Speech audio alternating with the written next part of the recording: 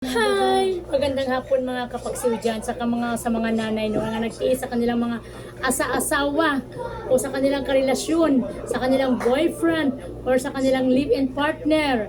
Ayan na tayo, magsimula na naman tayo mga kapagsiw sa ating mga mensahe na sana ay matdidihan sa bawat isa na sino man yung nakaranas ng ganitong sitwasyon. Alam niyo mga kapagsiw, doon tayo sa isang relasyon.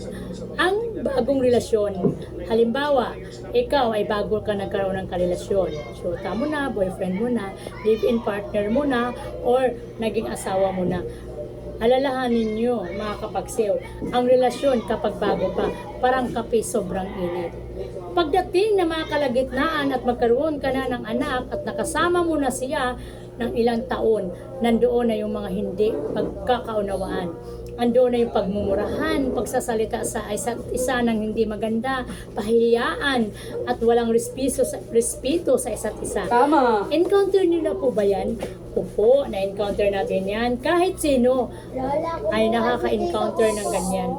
Pero, tandaan niyo mga kapagsiw, mayroon din talagang ibang karelasyon or mag-asawa na walang ganun. Na hindi nagkaroon ng conflict sa isa't isa pagdating sa mahabang panahon na pagsasama. Mayroon akong nakikita. Pero karamihan ay ganun. Kunting sa bago pa lang, ingat na ingat, akala mo kung sino, Diyos ko!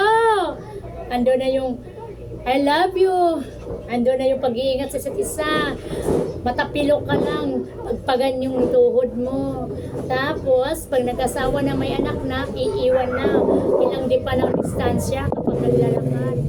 Diyos ko, ganoon ang tao. Lalo na pag nagsasama na, wala na. Pag nagsasama na, wala na. Wala na. Wala nang pakialaman sa isa't isa. Parang nagkasawaan na. Ando na yung magsalita ng hindi maganda sa lalaki. Ando na yung magsasalita sa babae ng hindi maganda. Napunta na sa pahiyaan. Ando na walang pakialaman. Ganun mga kapagsiw. Pero sana hindi sana mangyari yun kasi sa halip na nagsasama na, dapat lalo na dagdagan yung pagmamahal. Hindi. Habang nagsasama ng matagal, pawala at pawala na yung pagmamahal. Huwag nga nagsawa. Kaya grabe, tandaan nyo yan.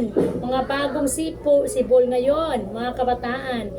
Ang pag-asawa ay hindi biro dahil magaling lang sa una yan. Pagdating sa kalagitnaan, kapag may anak ka, iiwan ka na, palitan ka na ng iba.